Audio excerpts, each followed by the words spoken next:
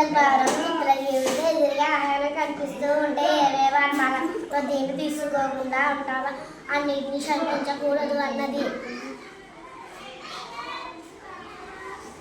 శ్రీశైలంలో విశేషాలను తెలపండి. శ్రీశైలం కర్నూలు జిల్లాలో ఉంది. అది కృష్ణా తీరంలో ఉంది.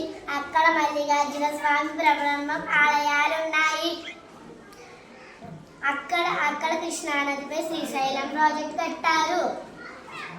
ఇక్కడ ఉన్న జల విద్యుత్ కేంద్రం విద్యుత్ చెట్టును తయారు చేస్తుంది. విజయవాడలో కృష్ణానది ఎలా దాటవచ్చు? విజయవాడలో కృష్ణానది పడవ మీద కానీ వల్లగట్ట మీదనో దాటవచ్చు, లేదంటే కనకదుర్గమ్మ వారధి మీదగా వాహనాల్లో దాటవచ్చు. బ్రాహ్మణుడు మనసులో ఏమనుకున్నాడు? బ్రాహ్మణుడు పార్వతీ పరమేశ్వర్లారా నన్ను మన్నించండి, తెలివి తక్కువ కోరిక కోరాను, నాకు అక్షయం వద్దు దిక్షయం వద్దు అని మనసులో అనుకున్నాడు. పిరిగివాని మదిలో బెంకం ఎలాంటిది? మేడు పళ్ళు చూడడానికి శ్రేష్టంగా కనిపిస్తుంది, కానీ దాన్ని కొట్టవిప్పు చూస్తే లోపల పురుగులు ఉంటాయి. పైకి గర్వంగా ఉన్నట్లు అనిపించిన పిరికివానిలో పిరికితనం తప్ప గర్వం ఉండదు. భారత జాతీయ పతాకం ఎలా ఉంటుంది? భారత జాతీయ పతాకంలో 3 రంగులు ఉంటాయి.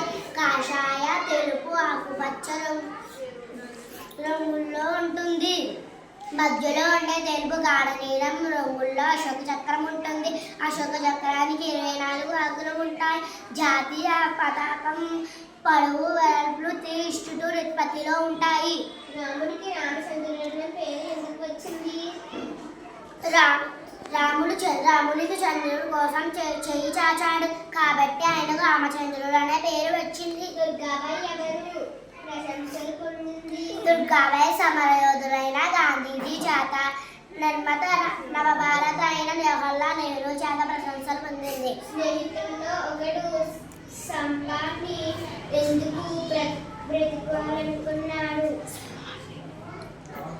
సింహం క్రూర జంతువు, దీన్ని బ్రతికిస్తే మన ప్రాణాన్ని హరిస్తుంది. స్నేహితుల్లో ఒకడు సింహాన్ని బ్రతికించవద్దని అన్నాడు.